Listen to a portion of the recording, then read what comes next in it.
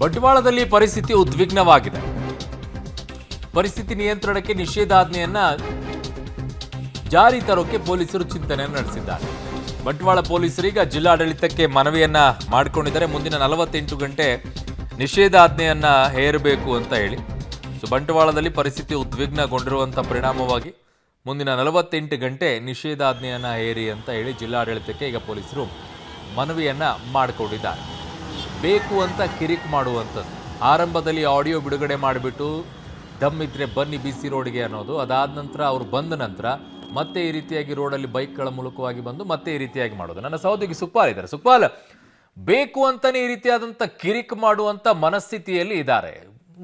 ನಾಗಮಂಗಲದ ಪ್ರಕರಣದಲ್ಲೂ ಕೂಡ ಬೇರೆ ರಾಜ್ಯದಲ್ಲಿ ಬಂದು ಕಿರಿಕ್ ಮಾಡಿದ್ದಾರೆ ಅನ್ನುವಂಥ ವಾಸನೆ ಬಡಿತಾ ಇದ್ದಿದ್ರು. ಅದ್ರ ಬಗ್ಗೆ ಏನೋ ತನಿಖೆಯನ್ನ ಮಾಡ್ತಾ ಇದ್ದಾರೆ. ಈ ಮಂಗಳೂರಿನಲ್ಲೂ ಕೂಡ ಅಲ್ಲಿರುವಂಥವರಿಂದನೂ ಹೆಚ್ಚಾಗಿ ಬೇರೆ ಕಡೆಯಿಂದ ಬಂದವರೇ ಈ ಕಿರಿಕ್ ಮಾಡಿ ಈ ರೀತಿಯಾಗಿ ಗಲಾಟೆಯನ್ನು ಎಬ್ಬಿಸಿ ದೋಂಬಿ ಎಬ್ಬಿಸುವಂಥ ಕೆಲಸವನ್ನ ಮಾಡ್ತಾರೆ ಅಂತಾರೆ.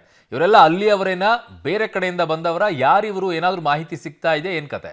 ಸದ್ಯಕ್ಕೆ ಇವತ್ತು ಮಂಗಳೂರು ಬಿಸಿ ರೋಡ್ ಆಸುಪಾಸಲ್ಲಿ ಯಾರೆಲ್ಲ ಇವತ್ತು ಪ್ರೊಸಿಷನಲ್ಲಿ ಭಾಗಿಯಾಗಿದ್ದರು ಅದೇ ಯುವಕರು ಇಲ್ಲಿಗೆ ಬಂದಿರುವಂಥ ಸಾಧ್ಯತೆ ಇದೆ. ಅದನ್ನು ಈಗ ಪೊಲೀಸರು ತನಿಖೆಯನ್ನು ಆರಂಭಿಸಿದ್ದಾರೆ. ಹಾಗಾಗಿ ಅವರು ಇಲ್ಲಿ ಬಂದು ಈ ಒಂದು ಜಂಕ್ಷನಲ್ಲಿ ಬಂದು ಕಿರಿಚಾಡಿ ಎಲ್ಲೂ ಆ ರೀತಿಯಾದಂಥ ಕೆಲಸಗಳನ್ನು ಮಾಡಲಿಲ್ಲ.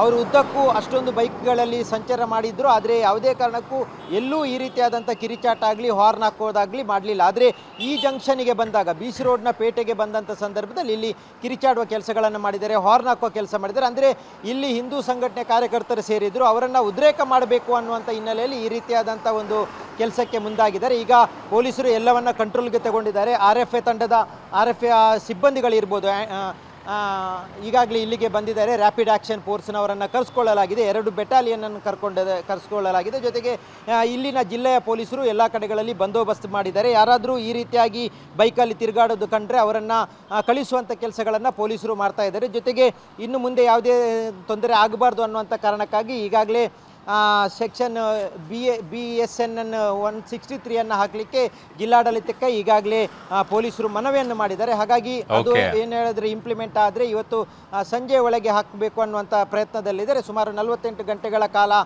ಸೆಕ್ಷನ್ ಹಾಕಬೇಕು ಅನ್ನುವಂಥದ್ದನ್ನು ಪೊಲೀಸರು ಕೇಳ್ಕೊಂಡಿದ್ದಾರೆ. ಯಾರು? ಓಕೆ ಸುಕ್ಪಾಲ್, ನಿಮ್ಮೆಲ್ಲ ಮಾಹಿತಿಗೆ ಧನ್ಯವಾದಗಳು.